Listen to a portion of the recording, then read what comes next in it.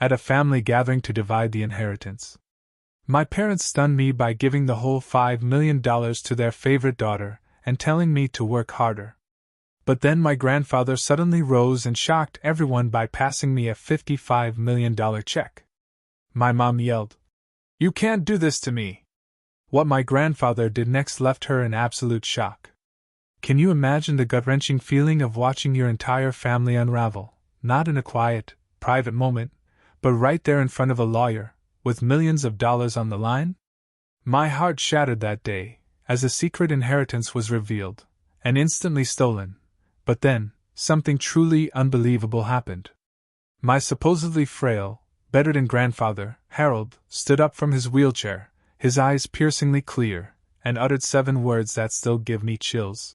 "I know exactly what you've been doing." My entire life, my entire childhood, felt like it had just been built on a foundation of pure lies. Before I dive into the utter chaos that erupted, I'd love to know where you're watching from today. This family betrayal fundamentally changed my understanding of blood loyalty, and I'm still processing how one single moment could transform everything. If you've ever felt that sharp, brutal sting of family betrayal, trust me, karma came for them in the most utterly unexpected way. To truly grasp the magnitude of what unfolded that day in our grand mahogany-paneled library, you need to understand the Blake family. We weren't just comfortable. We were Connecticut old money, with a kind of privilege that came from generations of unshakable financial security. My parents, Richard and Diane Blake, ruled our family like benevolent dictators, always reminding us how incredibly fortunate we were to be born into such prosperity. There were 5 of us: my father, Richard, the calculating businessman with a Harvard MBA, my mother, Diane, the picture-perfect socialite who managed our family's image with military precision, my brother Ethan, for years my junior, the designated family rebel, my sister Jillian, the baby of the family at 25, and then there was me, Amanda, the eldest at 32. From my earliest memories, Jillian was different. When she was born, the entire dynamic of our home shifted. I had baby pictures tucked away in simple albums in the attic, but Jillian? She had professional portraits gracing our main hallway. My birthday parties were always simple gatherings with a few friends. Jillian's were extravagant affairs with petting zoos and professional entertainers. This pattern just continued as we grew. "Jillian has your father's business instinct," my mother would coo, even though Jillian showed little to no interest in anything beyond social media and shopping for years. Meanwhile, I was graduating summa cum laude, actively pursuing business courses, dreaming of joining Blake Real Estate Holdings, the company my incredible Grandpa Harold had built from absolutely nothing. Grandpa Harold was my refuge in that family. While my parents dutifully attended Ethan's rock band performances, out of obligation, you could tell, and Jillian's ballet recitals, with genuine, beaming enthusiasm, Grandpa Harold would be there, front row, at my debate competitions and business school presentations. He saw something in me that my parents seemed determined to ignore. "You remind me of myself at your age," he once told me, as we walked the sprawling grounds of Lakeview Manor, our family estate overlooking the Connecticut shoreline. "You've got the hunger to build something, Amanda, not just inherit it." Grandpa Harold's story was legendary. He'd started with a single, rundown apartment building in the 1960s, gradually expanding to develop luxury properties all across New England. By the time he handed the day-to-day operations over to my father 15 years ago, Blake Real Estate Holdings was worth over $100 million. I worshipped him. My father was content to maintain what was already built, but Grandpa Harold? He was a true visionary. He taught me that wealth wasn't just about accumulation, it was about creating value where none existed before. My parents' dismissal of my business ambitions became even more pronounced after I graduated from Morton. Despite my qualifications, my father gave me a minor role managing a small division of rental properties, definitely not the development position I had hoped for.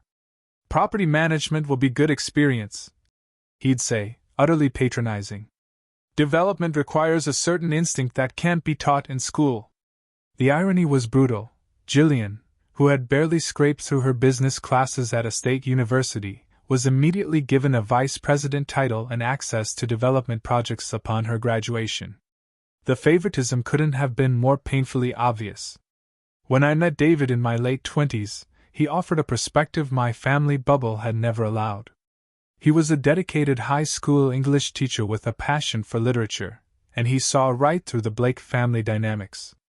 "They're grooming Jillian for something," he observed after our third family dinner together. "And they're deliberately sidelining you." I defended my parents at first, making excuses, saying Jillian needed more support, or maybe they just saw something in her that I couldn't. But deep down, I knew David was right. The question burned: why? Why would my parents so brazenly favor their youngest child when I had done everything perfectly, everything right? When David proposed, my parents' reaction was tepid at best. My mother organized a modest engagement dinner at the country club, nothing like the extravagant affair I knew would have been planned had Jillian gotten engaged to someone from their social circle. "A teacher, really, Amanda?" my mother had whispered, thinking I couldn't hear her speaking to my father. "She could have had her pick of the Ashton boy or the Winthrop heir." David and I married anyway, buying a modest colonial home about 30 minutes from Lakeview Manor. I continued working for the family business, constantly trying to prove my worth despite the thick glass ceiling my parents had installed directly above me. Meanwhile, Jillian flitted from department to department within the company, receiving lavish praise for the most basic accomplishments, while my successes were simply treated as expected. Ethan, for his part, wanted absolutely nothing to do with real estate. He pursued music with a fiery passion that both irritated and relieved my parents. Irritated because it wasn't the path they'd envisioned for their son, but relieved because it meant he wasn't competing for control of the family empire. That battle, it seemed, was solely between Jillian and me, though the playing field was anything but level. Through it all, Grandpa Harold remained my unwavering champion. He would invite me to lunch regularly, asking pointed questions about the business, nodding approvingly at my observations. As I entered my 30s, I began to hope that perhaps, when the time came for the next leadership transition, Grandpa's influence might finally tip the scales in my favor, despite my parents' blatant preference for Jillian. Little did I know that a far more complex, a far more sinister game was being played behind the scenes, one that would eventually expose the rotten core at the very heart of the Blake family fortune. 2 years before everything imploded, Grandpa Harold began to decline. At first, it was subtle, forgetting names, misplacing his reading glasses, telling the same story twice in one afternoon. Given he was 84, no one was particularly alarmed. Age catches up with everyone eventually, right? But by the following spring, his decline accelerated dramatically. He moved from his wing of Lakeview Manor into a suite specially outfitted with medical equipment. A full-time nurse was hired, and family visits became scheduled affairs, not the casual drop-ins they once were. Despite my increasingly demanding work schedule, I made sure to visit Grandpa Harold at least twice a week. I'd bring fresh flowers for his room and sit beside his bed, updating him on the business. Even though my parents insisted he could no longer follow complex conversations. "He finds comfort in your voice," my mother would dismissively say. "But don't bother him with business matters. Dr. Reynolds says stress could worsen his condition." Yet, there were moments during those visits when I could have sworn Grandpa was more lucid than everyone claimed. His eyes would sharpen when I mentioned certain properties or deals, and occasionally, he would ask surprisingly specific questions before lapsing back into vague pleasantries. I mentioned these moments to my father once, who quickly dismissed them as sundowning, temporary periods of clarity, common in dementia patients. As Grandpa's health apparently worsened, I noticed significant changes within the family business. My father began restructuring departments, moving trusted, long-term employees to different positions, and bringing in new executives from outside the company, something the Blakes had rarely done. When I questioned these moves in management meetings, I was told they were preparing for the future, and that the changes had Grandpa Harold's blessing. More concerning were the closed-door meetings between my parents and Lawrence Peterson, the family's longtime attorney. 3 times I arrived at Lakeview Manor to visit Grandpa, only to find Peterson leaving the study with folders of documents. When I asked my mother about these meetings, she vaguely mentioned estate planning and ensuring a smooth transition. Around this time, Jillian suddenly developed an intense interest in the family business. After years of treating her VP title as little more than an excuse for a corner office and a company credit card, she started attending every meeting, taking notes, and even spending time with the financial officers. The transformation was jarring, almost unbelievable. "I've realized how important Grandpa's legacy is," she told me over lunch one day, her voice thick with false sincerity. "Dad's been mentoring me privately. He says I have a natural talent for the big picture stuff." I tried discussing my growing concerns with Ethan during one of his rare visits home from Los Angeles, where he was trying to get his band signed to a major label. "Something just feels off about all of this," I said, as we shared a bottle of wine on the terrace of my home. "Dad's making major company changes without proper consultation. Jillian's suddenly acting like she's in line for CEO, and they're limiting access to Grandpa Harold." Ethan just shrugged, swirling his wine glass between his fingers. "You're being paranoid, Mandy. Dad's always been a control freak, and Jillian's just trying to impress them, as usual. As for Grandpa, he's old and sick. It sucks, but it's not some conspiracy." But my suspicions continued to fester, especially after I accidentally discovered some documents in my father's office while searching for quarterly reports. I hadn't meant to snoop, but the folder labeled "Succession Planning, Confidential" was sitting wide open on his desk. Inside were draft documents transferring significant assets from Grandpa Harold's personal holdings directly to Jillian, completely bypassing both Ethan and me. When my father found me looking at the documents, his face flushed with incandescent anger. "Those are private family matters, Amanda," he snapped, snatching the folder from my hands. "Private family matters that apparently don't include me," I countered, my voice shakier than I intended. "Your grandfather and I have made decisions based on what's best for the company's future," he said, his voice now chillingly cold. "Not everyone has the right temperament for wealth management." The conversation ended there, but the tension between us grew palpable in the following months. I started documenting everything I observed: changes in company structure, unusual financial movements, the timing of my parents' meetings with Peterson. David thought I was becoming obsessive, but something deep in my gut screamed that what was happening simply wasn't right. The last Christmas before the will reading was particularly strange. We gathered at Lakeview Manor as always, with Grandpa Harold brought downstairs for the traditional gift exchange. He seemed particularly foggy that evening, barely recognizing Ethan and calling Jillian by my name several times.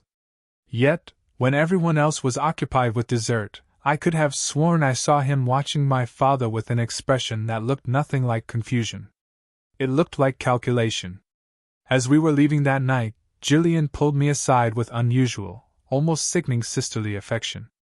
"You should really start thinking about your future beyond Blake Holdings," she said, squeezing my arm. "You and David could move anywhere with your business degree. Haven't you ever wanted to try something completely different?" The warning couldn't have been clearer if she'd spelled it out. They were planning to push me out, and they wanted me to go quietly. Little did they know that the reading of Grandpa Harold's will would upend all their careful, deceitful plans in ways none of us could have ever imagined. The day of Grandpa Harold's will reading dawned bright and clear, the kind of crisp autumn morning that normally would have lifted my spirits. David squeezed my hand reassuringly as we drove through the ornate gates of Lakeview Manor. Neither of us spoke the fear aloud, that today would officially mark my exclusion from the family business, and possibly from the family fortune altogether. "Whatever happens," David said as we parked beside my father's Bentley, "we have each other, and we have a good life, regardless of what your parents decide." The grand library of Lakeview Manor had always been my favorite room in the house. 2 stories of leather-bound books, a massive stone fireplace, and floor-to-ceiling windows overlooking the lake created an atmosphere of timeless elegance. Today, however, the room felt suffocating. My father stood by the fireplace, looking imperial in a tailored charcoal suit. My mother perched on a leather wingback chair, her blonde hair perfectly coiffed, her expression appropriately somber. Jillian sat nearby, dressed in an expensive black dress that seemed calculated to suggest mourning, despite the fact that Grandpa Harold was very much alive, if unwell. Grandpa himself was there, which honestly surprised me. Wheeled in by his nurse, he sat slumped in a specialized wheelchair, a plaid blanket across his knees despite the warmth of the room. His once commanding presence had diminished so drastically it made my heart ache. He barely seemed to register the significance of the gathering. Ethan arrived last, looking visibly uncomfortable in a suit that didn't quite fit his musician's frame. He gave me a quick hug before taking a seat as far from our parents as the seating arrangement allowed. Lawrence Peterson cleared his throat and adjusted his wire-rimmed glasses. "Thank you all for gathering today. As you know, Harold has decided, given his health situation, to execute certain aspects of his estate plan now rather than waiting. He believes this will ensure a smoother transition and allow him to see his wishes fulfilled during his lifetime." Peterson began reading through standard legal provisions, executive appointments, tax considerations, charitable bequests to Harold's favorite organizations. I listened intently, my stomach churning, waiting for the details that would directly impact the family business. "Regarding Blake Real Estate Holdings," Peterson continued, "Harold has already transferred operational control to Richard, as you all know. However, ownership shares were to be distributed upon Harold's passing according to the following percentages: 40% to Richard, 20% to Amanda, 20% to Ethan, and 20% to Jillian." My heart lifted slightly at the word were. At least Grandpa had initially intended for us to share equally in the business. "However," Peterson said, adjusting his glasses again, "as part of Harold's revised estate plan, executed 3 months ago when he transferred power of attorney to Richard, a significant distribution has already taken place." Peterson lifted a document from his portfolio. "Harold has gifted Jillian Blake $5 million in liquid assets and real estate holdings, including the Westbrook development, the Sheffield apartment complex, and the Newport vacation property." The room began to spin. Those were the exact properties I had been managing for the past 5 years. Properties that were supposed to be divided among all the grandchildren. And the Westbrook development wasn't even completed yet. It was the project I had poured my heart and soul into, researching environmental impact, working with local officials, designing a mixed-use community that would provide both luxury and affordable housing. "These assets," Peterson continued, "have been removed from the estate distribution and are now solely owned by Jillian Blake." "That's not possible," I said, my voice sounding distant even to my own ears. "Those properties were specifically mentioned in Grandpa's original estate plan as being divided among all of us." My father stepped forward, his expression a practiced mix of sympathy and steely firmness. "Amanda, your grandfather and I discussed this at length. The reality is that Jillian has demonstrated exceptional business acumen over the past year. Furthermore, with you and David both having established careers, and Ethan pursuing his music, Jillian simply has greater financial needs at this stage." "Greater financial needs?" Ethan repeated, incredulously, finally engaging with the proceedings. "She lives in a company-paid penthouse and has never worked a day in her life outside the cushy job you gave her." Jillian's face flushed with anger. "That's not fair. I've been working closely with Dad on major projects. Just because I don't broadcast every little accomplishment like Amanda doesn't mean I haven't earned this." "Earned it?" I couldn't help but laugh, though there was absolutely no humor in it. "Jillian, you couldn't even explain how a cap rate works last year, and suddenly you've earned $5 million in assets?" My mother intervened, her voice carrying that warning tone I'd heard throughout childhood. "Amanda, this is exactly the kind of reaction that concerned your grandfather. This competitiveness, this inability to be happy for your sister's success." "Success?" I stood up, blood pounding in my ears. "What success? What has she actually accomplished besides being your favorite?" Peterson awkwardly shuffled his papers. "Perhaps we should take a brief recess to—" "No!" I interrupted, moving toward his desk. "I want to see the transfer documents now." After a moment's hesitation and a nod from my father, Peterson handed me the paperwork. There it was, in black and white, my father's signature as power of attorney, authorizing the transfer of assets that had been meant for all of us to Jillian alone. The date on the document coincided perfectly with the period when Grandpa Harold's health had supposedly taken a dramatic turn for the worse. "This is wrong," I said quietly, scanning the pages. "Grandpa would never have wanted this. He believed in fairness." "People change their minds, Amanda," my father said smoothly. "Especially when they see who truly values the family legacy versus who might be distracted by outside interests." He glanced meaningfully at David.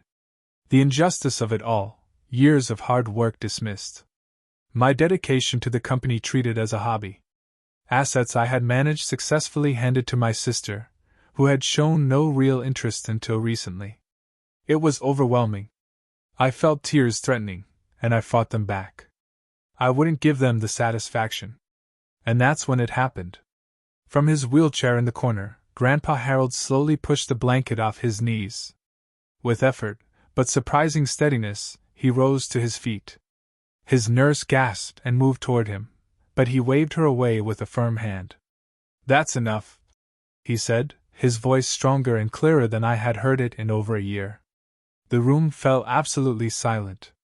My father's face drained of all color. "Dad, you shouldn't be exerting yourself," he said quickly, almost desperately. "Let's get you back to your room where you can rest." Grandpa Harold fixed my father with a stare that could have frozen fire. "I've been watching you all very carefully. The will you just heard is a fake." The silence that followed was absolute. My mother's hand flew to her pearl necklace, a nervous habit from childhood. Jillian looked like she might actually faint. My father stood perfectly still, like a predator hoping to avoid detection. "Mr. Blake," Peterson began cautiously, "I assure you, these are the documents you signed, when I was supposedly suffering from dementia." Grandpa Harold interrupted, his voice gaining strength with each word. "When I supposedly couldn't make decisions for myself. Richard, did you really think I wouldn't find out what you've been doing?" My father started to speak, but Grandpa Harold raised his hand. "Save it. I have proof of everything. The embezzlement, the falsified accounting, the offshore accounts, every last dirty deal you've made behind my back for the past decade."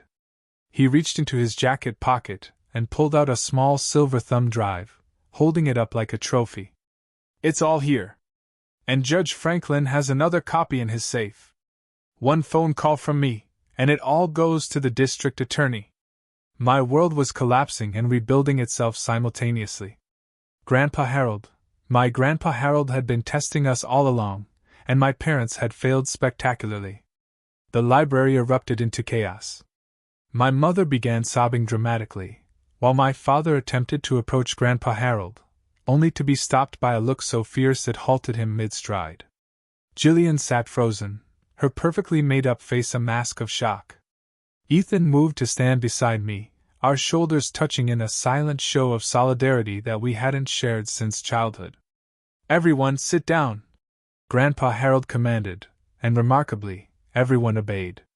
Even my father, the man who had been running our family and business with an iron fist, sank into the nearest chair.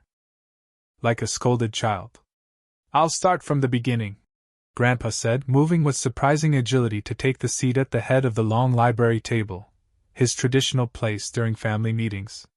14 months ago, I began noticing irregularities in the quarterly financial reports.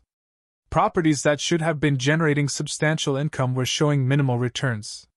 Development costs for new projects were inexplicably inflated.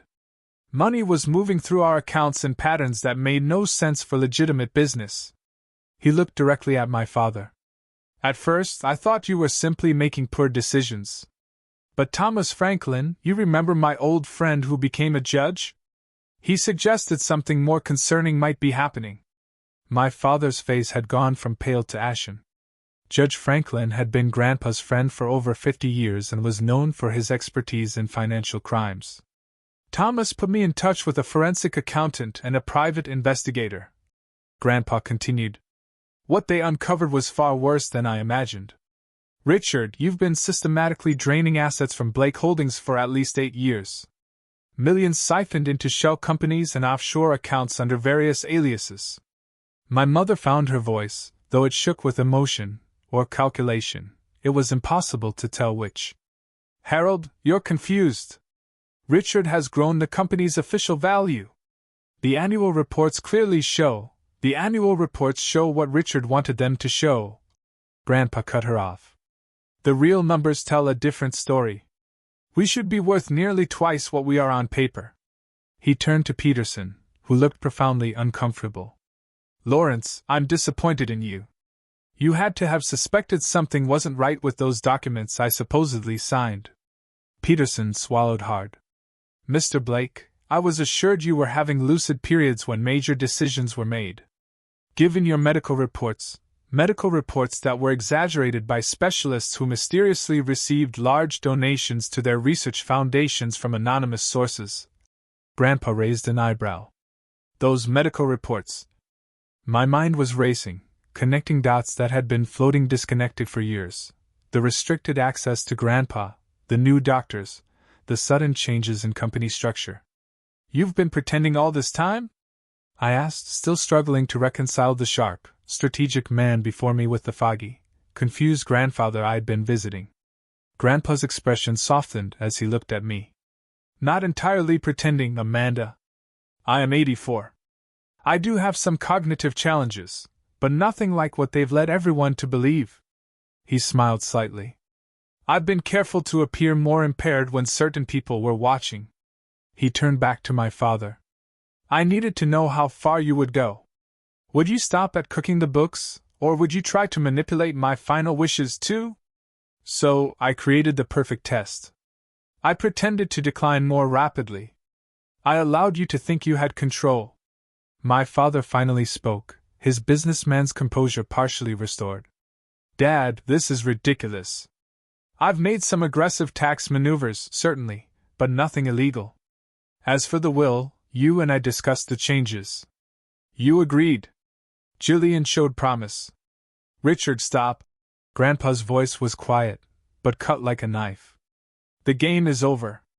My investigator has documented transfers totaling $27 million to accounts that ultimately trace back to you and Diane.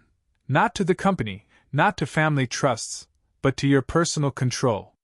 He nodded to his nurse, who left the room briefly and returned with a distinguished older man I didn't recognize. This is Michael Donovan, former FBI financial crime specialist. He's been building the case for nearly a year. Donovan nodded professionally. We have transaction records, communication logs, and testimony from 3 former employees who were pressured to falsify documents. The evidence is conclusive. The room temperature seemed to drop 10 degrees. This wasn't just family drama anymore. This was potentially criminal. Jillian suddenly burst into tears. Not the calculated, delicate tears she typically deployed when things weren't going her way, but ugly, gasping sobs.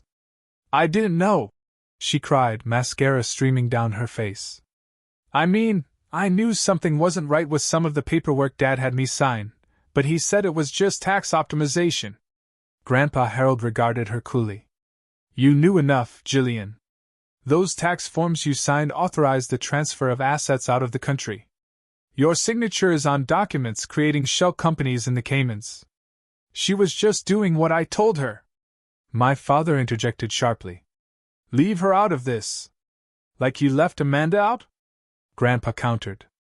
The only person who actually showed genuine business acumen and ethical judgment.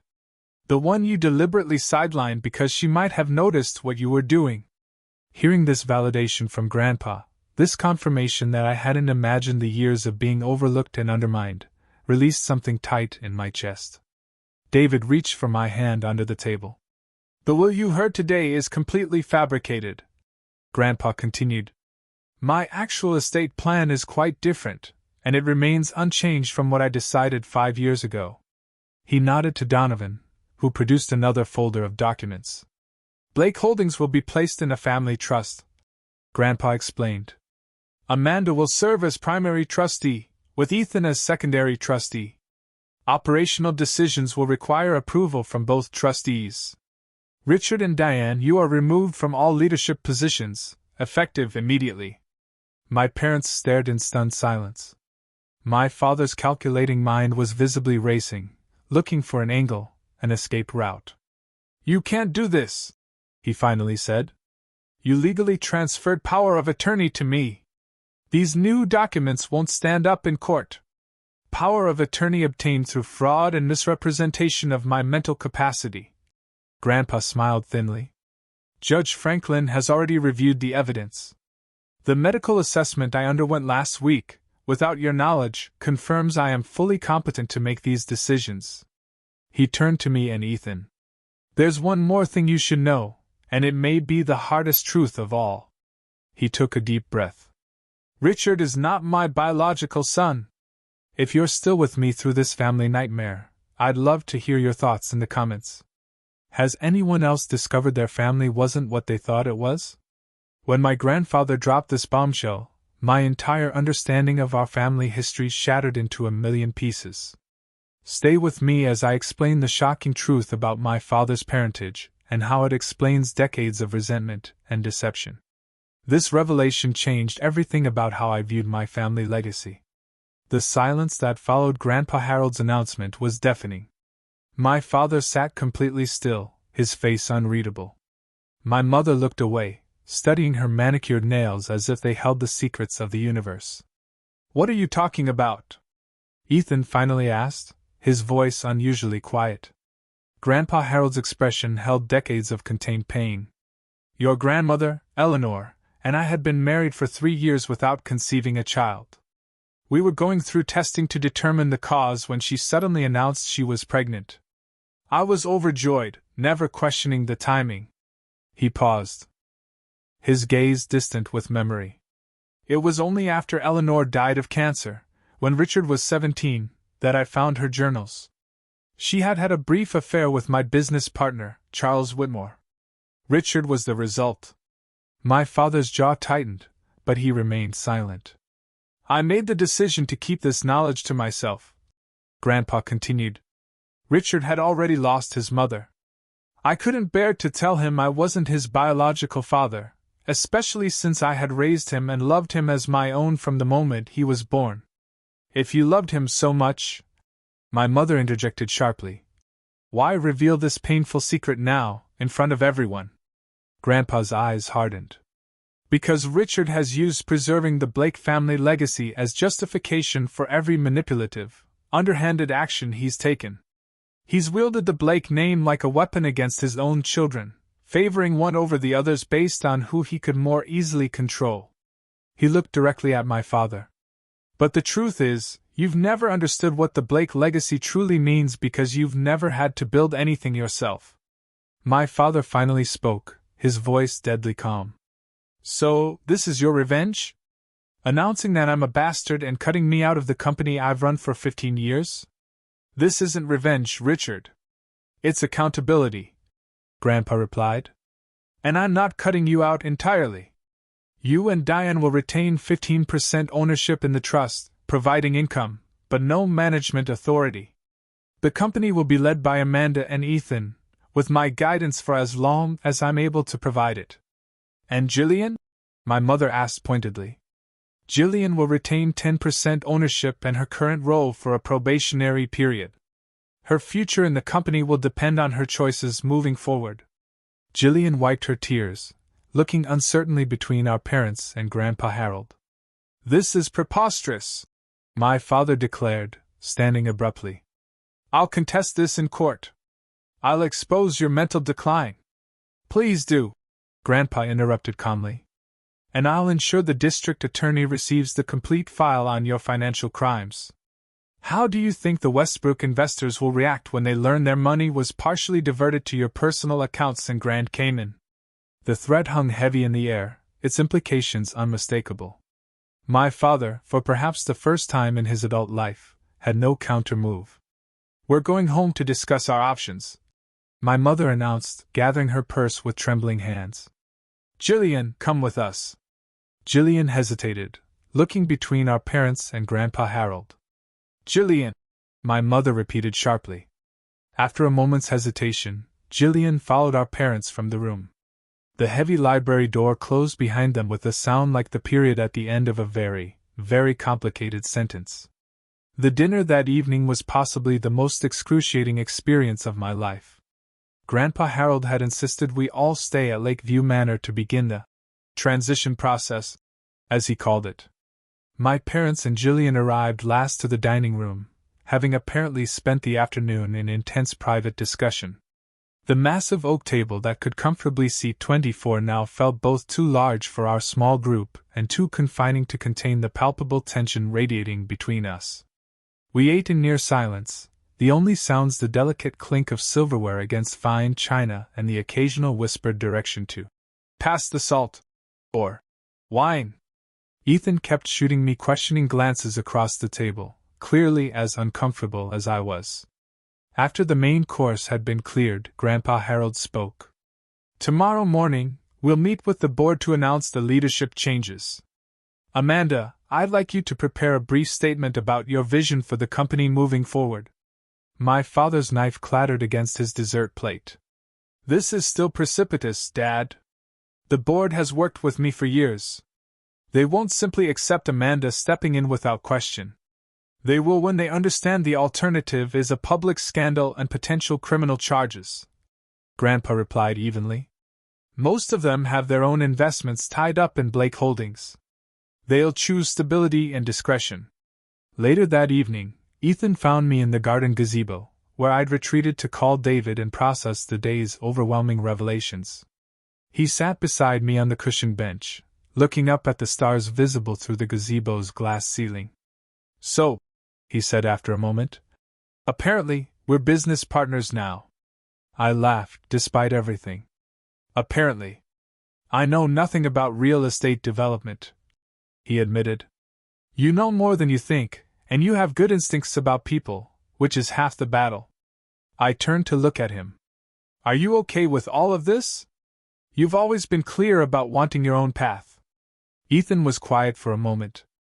"I think I'm actually relieved. Music will always be my passion. But I've been struggling in LA, too many talented people, not enough opportunities." He shrugged. "Maybe this is the universe telling me it's time for a different approach. I can still make music while helping with the family business." Co-trustees, huh? Grandpa was smart to structure it that way. Neither of us can make major decisions alone. Checks and balances, Ethan agreed. Something our parents never allowed. The following morning, Grandpa Harold invited me to his private study, a room I hadn't been permitted to enter for months. Unlike the imposing library, this space was intimate and personal, with worn leather chairs and walls lined with family photographs rather than leather-bound legal tomes. He unlocked an antique cabinet and removed a weathered photo album I'd never seen before.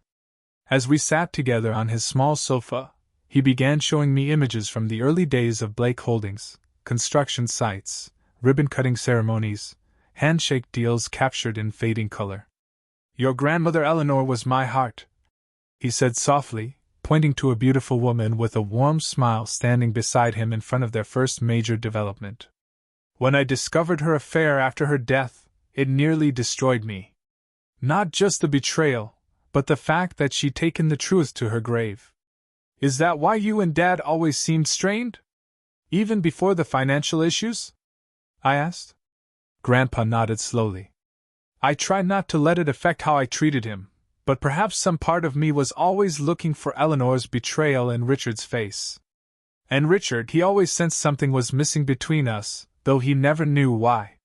He turned the page to reveal photos of my father as a young man, graduating from college, joining the family business. "I should have told him the truth when he was old enough to understand. Secrets like this poison families across generations. Like the secret that my parents have been embezzling from the company?"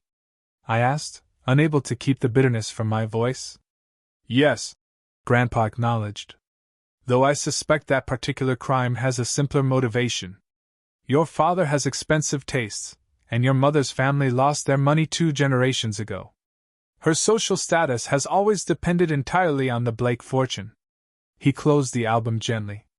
But there's something else you need to understand, Amanda. Richard isn't biologically a Blake, but he is my son in every way that matters. I raised him, taught him, loved him. His actions are his own responsibility. But the distance between us, that's partially my failure. The complexity of family relationships had never felt more profound. Grandpa Harold had kept a devastating secret for decades out of love. Yet that very secret had created an emotional gulf that perhaps drove my father to his own deceptions. What happens now? I asked quietly. Now we rebuild, Grandpa replied. The company, yes, but more importantly, the family, or at least the parts that can be salvaged. Before I could respond, there was a sharp knock at the study door. Ethan entered, his expression troubled. You need to come downstairs, he said urgently. Dad's gone through Grandpa's office. He's destroying documents. The weeks following what our family would come to call the revelation were some of the most challenging of my life. My parents declared all-out war, both legal and emotional. They moved out of Lakeview Manor the day after my father was caught shredding documents, taking up residence in their Manhattan penthouse and hiring Stanley Rothman, one of the most aggressive attorneys in New York. Grandpa Harold temporarily moved in with David and me. While the legal situation stabilized, our modest colonial suddenly felt both too small for his larger-than-life presence, and strangely more like home with him there, drinking coffee at our kitchen table and sharing stories of his early days in real estate.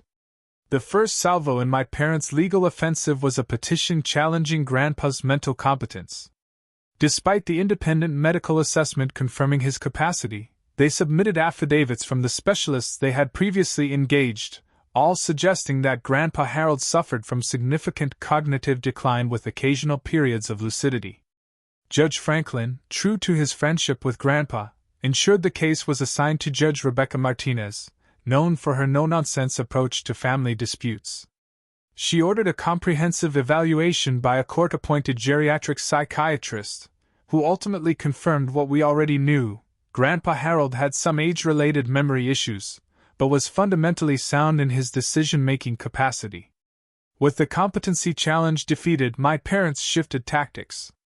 Rothman filed for an emergency injunction to prevent any changes to the company leadership structure, claiming that my father had been operating under a valid power of attorney and that the sudden reorganization would cause irreparable harm to the business interests of Blake Holdings. Meanwhile, Jillian launched what could only be described as a social media smear campaign. Carefully worded posts about elder abuse and manipulative relatives taking advantage of my beloved grandfather began appearing on her Instagram and Facebook accounts. She never named me directly, of course, but the implications were clear to anyone who knew our family. Can you believe this? I asked David one evening, showing him Jillian's latest post, a throwback photo of her and Grandpa with the caption, "Some people will do anything for money and power, even turning family members against each other. Heartbroken but staying strong for you, Grandpa." David set aside the essays he was grading and read the post, his expression darkening. "She's playing the victim while your parents were the ones stealing millions. The irony is almost impressive. The toll on our marriage was subtle but real. David had always been my rock, but the constant stress of legal proceedings, emergency business meetings, and family drama was testing both our patience. Late nights poring over company financial records meant less time together. The emotional weight I carried home each day created a heaviness that was difficult to escape, even in our most intimate moments. "I'm sorry," I whispered one night after snapping at him over something trivial, a forgotten grocery item if I recall correctly. "I don't mean to bring all this home with me." "Hey," he said, pulling me into his arms. "For better or worse, remember? This is the worst part. We'll get through it." Ethan surprised everyone with how quickly he adapted to his new role in the company. While I focused on operations and development, he took over investor relations and marketing, areas where his natural charisma and creativity proved unexpectedly valuable. He moved back from Los Angeles, taking an apartment near the office and throwing himself into learning the business with an enthusiasm I'd never seen him direct toward anything except music. It turns out I'm pretty good at this corporate stuff. He told me over lunch in the company cafeteria about a month after the revelation. Who knew? Explaining complex real estate investments to nervous investors isn't that different from convincing club owners to book an unknown band. His support became even more crucial when the court hearings began in earnest. The preliminary injunction had been denied, but my parents' attorney had filed a more substantial lawsuit challenging the new trust arrangement on multiple grounds. Each hearing meant more family secrets exposed in the sterile environment of the courthouse, with court reporters dispassionately transcribing every painful detail. The wider community's reaction to the unfolding Blake family drama was mixed. Some longtime business associates distanced themselves, uncomfortable with the allegations of financial impropriety. Others, particularly those who had experienced my father's cutthroat business tactics firsthand, seemed almost vindicated by his downfall. Extended family members chose sides, with most of my mother's relatives predictably supporting my parents, while Grandpa Harold's few surviving relatives rallied behind him. Holiday gatherings, once obligatory if not particularly warm, were now completely fractured, with competing invitations and pointed absences. Through it all, Grandpa Harold maintained a dignity that was nothing short of remarkable. Despite the public airing of his wife's infidelity, his son's betrayal, and his own decision to conceal the truth for decades, he never showed embarrassment or resentment. He testified when required, answered questions honestly, and refused to engage in the kind of emotional mudslinging my parents had embraced. The truth doesn't need embellishment or defensive anger. He told me one evening, as we reviewed case documents at my dining room table. It simply needs to be stated clearly and consistently. About 6 weeks into the legal proceedings, I was working late at the office when I received a text from an unknown number. It was a photo of a diary page in my mother's distinctive handwriting, dated nearly 30 years earlier. Harold cornered me today about the Westlake project numbers. He suspects something is off, but doesn't yet realize how deep it goes or how long Richard has been adjusting the books. I convinced him it was an accounting error. He trusts me still, though less than before. Richard says we need to accelerate the plan. I am afraid of what that means. The text message following the photo simply read, "There's more where this came from. Meet me at Riverside Park, bench near the 79th Street Boat Basin. Tomorrow, 2 p.m. Come alone." I stared at my phone, heart racing. This was evidence that the financial manipulation had been going on far longer than even Grandpa suspected, but it could also be a trap of some kind. After consulting with our attorneys and Grandpa Harold, I agreed to the meeting, but with precautions in place. Ethan would be nearby, watching from a distance, and our private investigator would be positioned with a clear view of the area. The next day, wrapped in a wool coat against a biting November chill, I sat on the designated bench overlooking the Hudson River. At exactly 2 p.m., a figure in a hooded jacket approached and sat beside me. When they lowered the hood, I was shocked to see my mother's personal assistant, Greta, a woman who had worked for our family for over 20 years. "I don't have much time," she said, her German accent more pronounced than usual, suggesting immense stress. "Your mother would fire me immediately if she knew I was here." "Why are you doing this?" I asked. Greta looked out at the water, her profile sharp against the gray sky. "I have respected your Grandpa Harold for many years. What your parents are doing, it's not right. I've watched, said nothing for too long." She handed me a small package wrapped in plain brown paper. "Your mother's diaries. 3 of them, spanning 25 years. She thinks they're locked in her personal safe, but I've had copies of her keys for emergencies." She stood abruptly. "I was never here. You never saw me." Before I could even thank her, she was walking briskly away, disappearing among the other park visitors. The diaries proved to be explosive. My mother had meticulously documented years of financial manipulation, starting small, but growing increasingly brazen as my father gained more control of the company. There were references to offshore accounts, falsified projections, and even instances of outright fraud in dealing with investors. More painful were the casual references to me and my siblings. Ethan was dismissed as hopeless for business purposes. I was described as too principled for her own good, just like Harold. And Gillian was characterized as perfectly malleable. She'll sign whatever Richard puts in front of her as long as she gets her allowance and attention. When our attorneys presented the diaries in court, the judge ordered forensic authentication.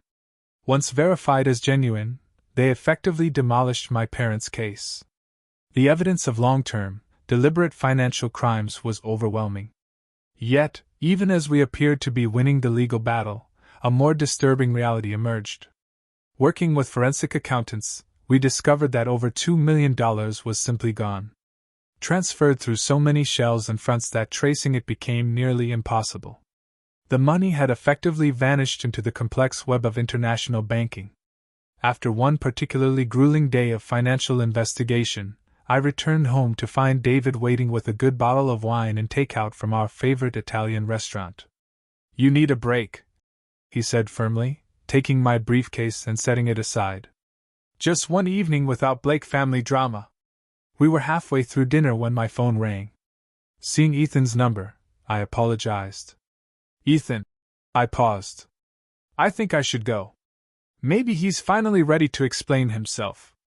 Or maybe he's trying to divide us," I countered. "That's always been their strategy. Play us against each other." "I know, but," Ethan sighed, "he's still our father, Mandy. Biological or not. Don't you want to understand why he did all this?" The question hit me harder than I expected. Did I want to understand? Part of me wanted only justice, consequences, closure. But another part, the daughter who had once adored her father despite his flaws, desperately wanted explanations that might make sense of the betrayal. "If you go," I said finally, "I'm coming with you." The meeting never happened. The next morning, we received word that my father had boarded a private jet bound for a country with no extradition treaty with the United States. My mother claimed ignorance of his plans when questioned by authorities, though few believed her. The official investigation into Blake Holdings' finances was now moving from civil to criminal territory, with the FBI taking a direct interest in the case. In the midst of this chaos, a small miracle occurred. Amid a routine doctor's appointment, I discovered I was 8 weeks pregnant. David and I had been trying for nearly a year, and the timings seemed both terrible and perfect. New life emerging from the ashes of family destruction. When I told Grandpa Harold the news, his eyes filled with tears, the first I'd seen since the whole ordeal began. "Life goes on," he said simply, placing his weathered hand over mine. "That's the beauty of it."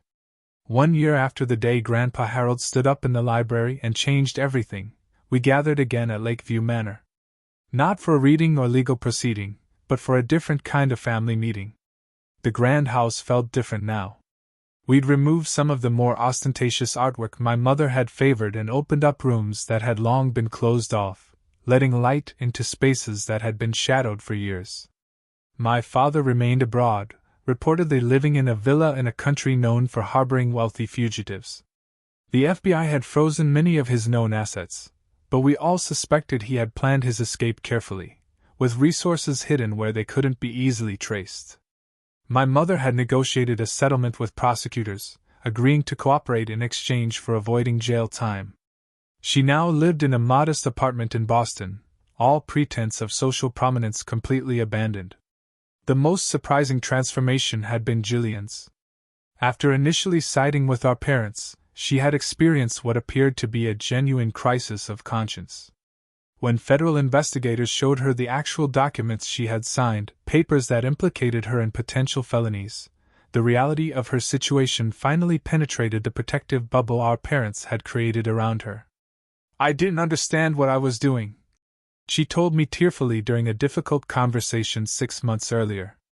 "Dad always said it was just aggressive tax planning, that everyone in our position did the same things." "You're 30 years old, Gillian," I had responded, not unkindly but firmly. "At some point, you have to take responsibility for your own choices." That conversation had marked the beginning of a tentative reconciliation. Gillian had entered therapy, moved out of the luxury apartment our parents had provided, and taken a legitimate position in the company's charitable foundation, work that seemed to genuinely engage her talents and interests. Now, as we sat around the dining table, Grandpa Harold at the head with Ethan, Jillian, David, and me arranged around him, there was a sense of cautious optimism that would have been unimaginable a year earlier. My son, Jacob, just 3 months old, slept peacefully in a bassinet beside my chair. His presence was a constant, precious reminder of life's continuity despite upheaval. "I've asked you all here because I've made a decision about Lakeview Manor," Grandpa Harold announced once we had finished our meal. "I'm selling it." The statement, delivered without preamble, stunned us all into silence. "But this is the family home," Jillian protested. "It's been in the Blake family for 3 generations. "Exactly," Grandpa nodded. "And it carries the weight of 3 generations of secrets, lies, and unhappiness. This house shaped all of us, and not always for the better." He looked around the table, his gaze lingering on each of us. "The Blake legacy isn't this house, or even the company. It's what we build together moving forward. And I think we need fresh ground to build on." Over dessert, he unveiled architectural plans for 3 adjacent properties on a beautiful piece of land overlooking the same lake, but from the opposite shore. 3 homes, one for Grandpa Harold, one for David and me and our growing family, and one for Ethan, who had recently become engaged to a brilliant environmental lawyer he met through the company's sustainable development initiatives. "What about me?" Jillian asked quietly, when she noticed there were only 3 homes planned. Grandpa Harold regarded her thoughtfully. "That depends on you, Jillian. Your probationary period with the foundation ends next month. The reports I've received suggest you've found your calling there. If you choose to stay with the family and continue your current path, we'll build a 4th home. Or perhaps you'd prefer your own space elsewhere. The choice is yours." Jillian nodded slowly, tears welling in her eyes. "I'd like to stay close to Jacob. I want to be a real aunt to him. Not the kind of aunt our mother was to our cousins, sending expensive gifts but never really present." The business had stabilized under our joint leadership. Blake Holdings had weathered the scandal with remarkably little permanent damage, largely due to our transparency with investors and partners about what had happened and the changes we had implemented to prevent similar issues in the future. We had downsized some operations, sold off properties that held painful associations, and refocused on the kind of community-oriented development that had been Grandpa Harold's original passion. Ethan had found unexpected fulfillment in his business role, though he still played music on weekends at a local jazz club. David had continued teaching, but had reduced his schedule to be more present for Jacob and to support me through the ongoing transitions. And I had discovered strengths I never knew I possessed, an ability to make difficult decisions, to lead through crisis, to rebuild what had been broken. Later that evening, as we stood on the terrace overlooking the lake, Grandpa Harold and I watched the sunset paint the water in shades of gold and crimson. "Do you regret it?" I asked him. "Revealing everything? It would have been easier to let it go, to preserve the family image." He considered the question, his weathered hands resting on the stone balustrade. "Easier in the short term, perhaps, but secrets don't disappear. They metastasize. Your father's dishonesty grew from the soil of my own deception about his parentage. Your mother's manipulations flourished in the shadows we all agreed not to illuminate." He shook his head. "No, Amanda. Truth is always worth the pain it causes." He glanced back at the house where David was showing Ethan how to properly hold Jacob. "Besides, look what has emerged from the wreckage. Something authentic. Something with a foundation built on honesty rather than appearances." The following spring, we broke ground on the new properties. The ceremony was simple, just the 5 of us and Jacob, now crawling and babbling excitedly. Jillian had earned her place in the family circle, her work with the foundation showing genuine promise, and her relationship with Ethan and me visibly mending. Grandpa Harold insisted we each turn a shovel full of earth, including Jacob, whose tiny hands I guided around the handle of a miniature shovel. "New foundations," Grandpa said, watching his great-grandson with evident joy. "That's what matters in the end. As I look back on the incredible journey our family has taken, from betrayal to a fragile but real redemption, I wonder about your experiences with family justice. Has karma ever delivered a perfect moment of truth in your family? Whether it was a dramatic confrontation like ours or a quiet realization, I'd really love to hear your stories in the comments below. Family may be complicated, messy, and sometimes even heartbreaking, but as my grandfather taught me, truth is always worth fighting for, even when it hurts. Thank you for listening to my journey. Your support means everything as I continue building my new legacy, based on honesty rather than appearances. Take care.